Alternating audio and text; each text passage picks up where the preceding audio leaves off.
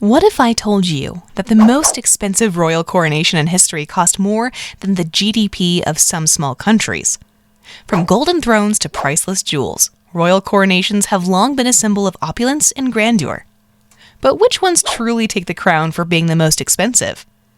Therefore, in this video, we'll talk about the 12 most expensive royal coronations. So without any further ado, let's begin. At number 12, we've got King Mohammed VI of Morocco's coronation ceremony. He ascended to the throne on July 23, 1999, following the death of his father, King Hassan II. The official enthronement ceremony, marking his coronation, took place a week later on July 30, 1999. The coronation ceremony likely took place in a significant religious or historical site in Morocco, reflecting the cultural and political importance of the monarchy. During the enthronement ceremony, King Mohammed VI performed the Friday prayer and delivered his first address to the throne, which is a significant part of the proceedings. This element underscores the religious and political aspects of the Moroccan monarchy. The use of regalia, such as crowns, scepters, and orbs, was a central part of the coronation ceremony. These items symbolize the monarch's authority and responsibilities, each carrying historical and cultural significance.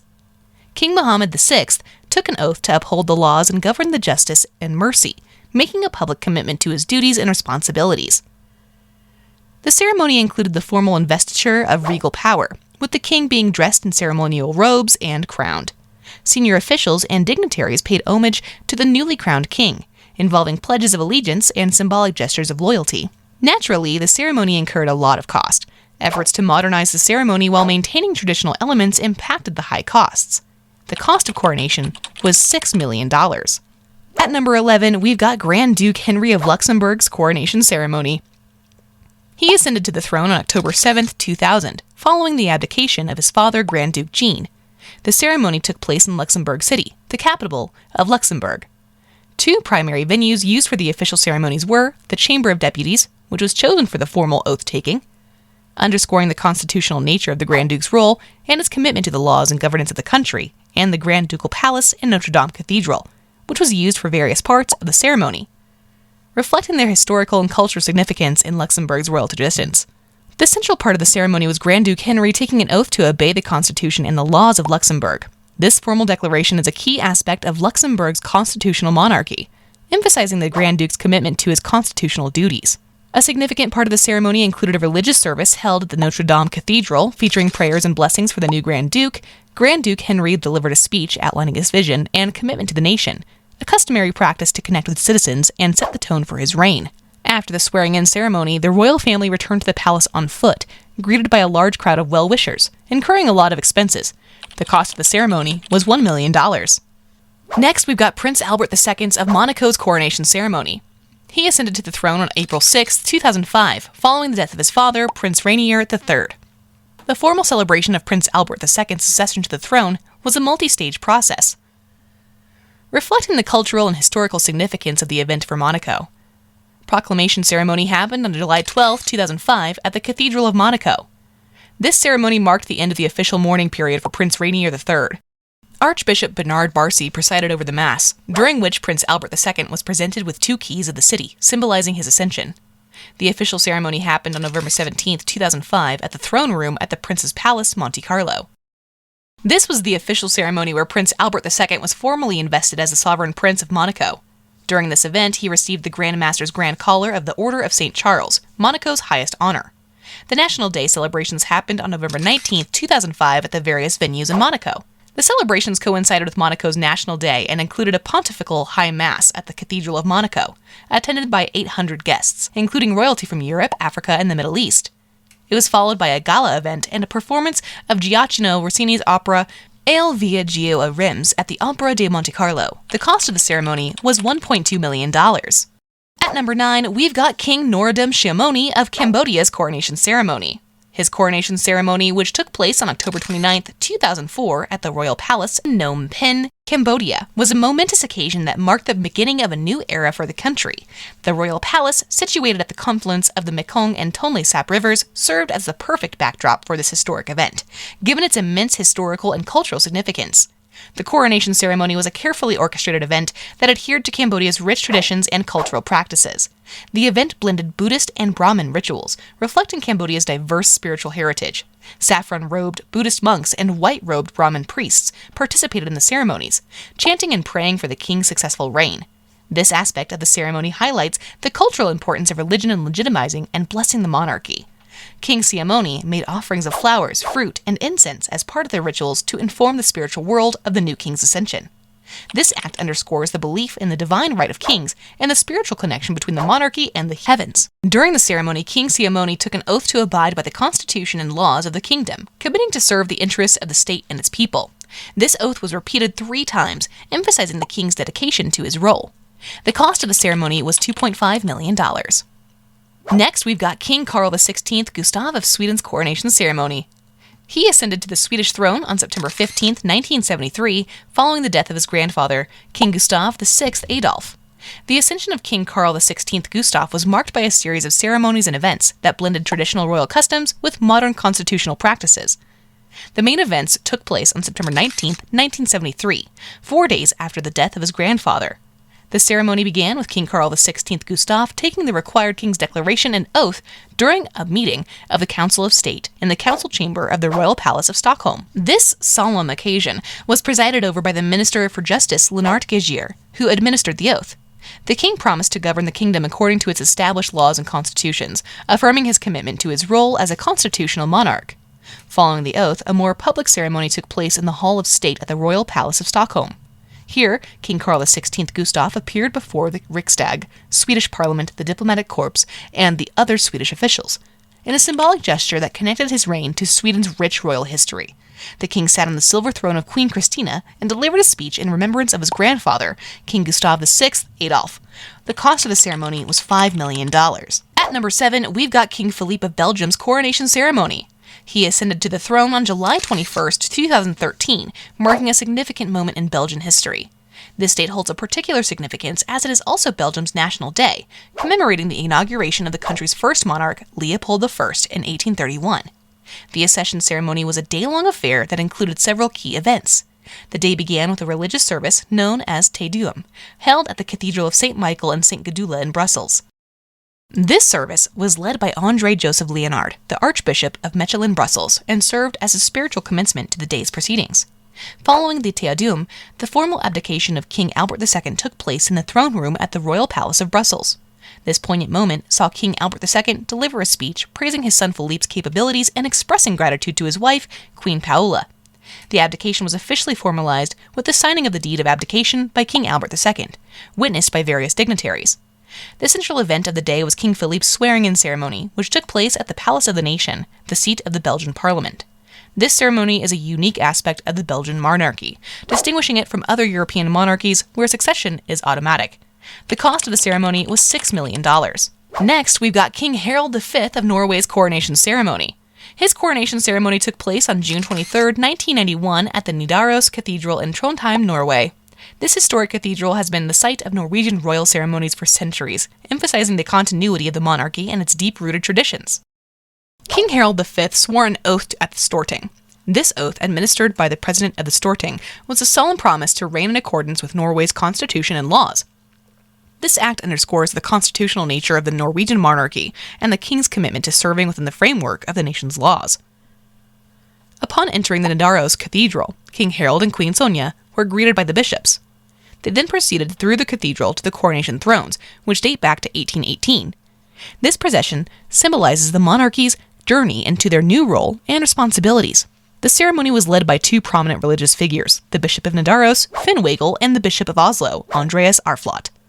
This dual leadership highlights the importance of both regional and national religious authorities in the consecration process.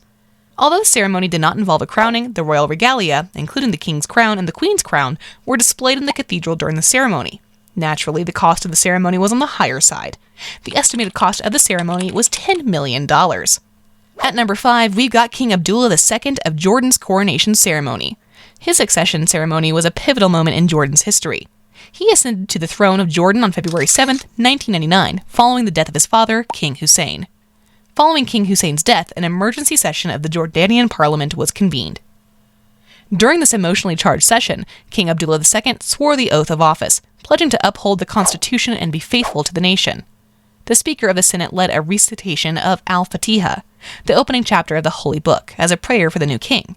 The ceremony combined political formality with religious tradition, reflecting the dual nature of the Jordanian monarchy as both a political and spiritual institution. While the accession took place on February 7, 1999, the formal enthronement ceremony was held on June 9, 1999. The ceremony began with a motorcade ride through Amman by King Abdullah II and Queen Rania, who was then the youngest queen in the world. This public display allowed the people of Jordan to participate in the celebration and reinforced the connection between the monarchy and the public. A reception was held at Ragadan Palace, attended by 800 dignitaries. This event likely included traditional elements such as the formal recognition of the new king's authority and the presentation of symbols of office. The cost of the ceremony was $12 million. Next, we've got King Frederick X of Denmark's coronation ceremony. On January 14, 2024, Denmark witnessed a historic moment as King Frederick X ascended to the throne following the abdication of his mother, Queen Marguerite II. Following this abdication, the most significant public event was the proclamation ceremony. Danish Prime Minister Mette Frederiksen publicly proclaimed Frederick as king from the balcony of Christiansborg Palace. This proclamation is a tradition that dates back to the Danish Constitution of 1849, symbolizing the constitutional nature of the monarchy and its relationship with the government. King Frederick X addressed the gathered crowd from the balcony, expressing his hopes to be a unifying king of tomorrow. This moment was particularly emotional, with the new king visibly moved by the large turnout and public support. After the proclamation, King Frederick was joined by the balcony by his wife, Queen Mary, and their children. This family appearance emphasized the continuity of the royal lineage and the unity of the royal family. Following the balcony appearance, King Frederick and Queen Mary participated in a carriage procession through Copenhagen. They were escorted by the Guard Hussar Regiment's mounted squadron, a traditional element symbolizing the transition of royal duties. The streets of Copenhagen were filled with tens of thousands of well-wishers celebrating the new king. Despite the cold weather, the atmosphere was joyous. The cost of the coronation expense was $17 million. At number 3, we've got King Salman bin Abdulaziz Al Saud of Saudi Arabia's coronation ceremony. He ascended to the throne of Saudi Arabia on January 23, 2015, following the death of his half-brother, King Abdullah.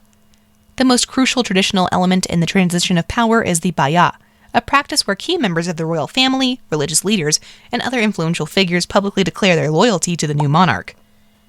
This ritual underscores the king's legitimacy and the unity of the kingdom under his rule. Given the centrality of the theocracy of Saudi Arabia, religious ceremonies and prayers are integral to the process of a new king assuming power. These include special prayers at significant mosques, such as the Grand Mosque in Mecca or the Prophet's Mosque in Medina. The lack of a formal coronation ceremony in Saudi Arabia is rooted in the country's unique blend of monarchy and theocratic principles. The Saudi royal family, known as the House of Saud, derives its legitimacy from its close association with the theocratic establishment and its role as the custodian to holiest sites, Mecca and Medina. It is noteworthy that following his accession in early 2015, King Salman ordered a package of handouts estimated to cost more than 100 billion riyals. The ceremony was really expensive. The cost of the ceremony was $25 million. Next, we've got King Maha Vajiralongkorn of Thailand's coronation ceremony. The coronation of King Maha Vajiralongkorn, also known as King Rama X, was a momentous event in Thailand's history, marking the official ascension of the new monarch to the throne. This elaborate ceremony, which took place from May 4th to May 6th, 2019, was the first coronation in Thailand in nearly 7 decades, underscoring its historical and cultural significance. The event was a grand display of Thai royal traditions, blending ancient rituals with modern elements and showcasing the monarchy's central role in Thai society. The coronation ceremony spanned 3 days, with the main events occurring from May 4th to May 6th, 2019. The primary location for the ceremonies was the Grand Palace in Bangkok, a historic site that has served as the official residence of the Thai kings since 1782. This choice of venue added to the ceremony's grandeur and historical significance. The coronation ceremony of King Maha Vajiralongkorn was deeply rooted in centuries-old traditions, blending Hindu and Buddhist practices. These rituals reflect the rich cultural heritage of Thailand and the monarchy's divine status in Thai society. The royal purification ceremony involved showering the king with consecrated water from sacred sources across Thailand, symbolizing purification before assuming full regal powers. Following purification, the king was anointed with consecrated water in the Baisal Dakskin throne hall. The cost of the ceremony was $37.5 million. And at number 1, we've got King Charles III's coronation ceremony. The coronation ceremony was held on Saturday, May 6, 2023 at Westminster Abbey in London. This venue has been the site of English coronations for over 900 years. adding historical significance to the event. The ceremony involved a wide array of participants, reflecting both the traditional and modern aspects of the British monarchy. King Charles III and Queen Camilla were the central figures, with other members of the royal family in attendance, including Prince William, Catherine, Prince of Wales, and their children, along with the Prince Harry. UK former Prime Minister Rishi Sunak and all living former Prime Ministers were present, underscoring the event's national importance. Approximately 100 heads of state from around the world attended, including Canadian Prime Minister Justin Trudeau, Australian Prime Minister Anthony Albanese, and French President Emmanuel Macron. Members of foreign royal families such as the monarchs of Spain, Belgium, and Jordan were also in attendance. The Archbishop of Canterbury, Justin Welby, conducted the ceremony, with representatives from various faith communities participating, reflecting the UK's religious diversity. The ceremony began with the recognition of the monarch by the congregation, followed by the king taking an oath to govern according to the laws and customs of the realm and to uphold the Church of England. It is the most expensive coronation ceremony in recent times, with a cost of $90 million. And with this, we wrap up this video. We hope you enjoyed the video. If you find our channel interesting, then subscribe to it. Thank you. See you in the next video.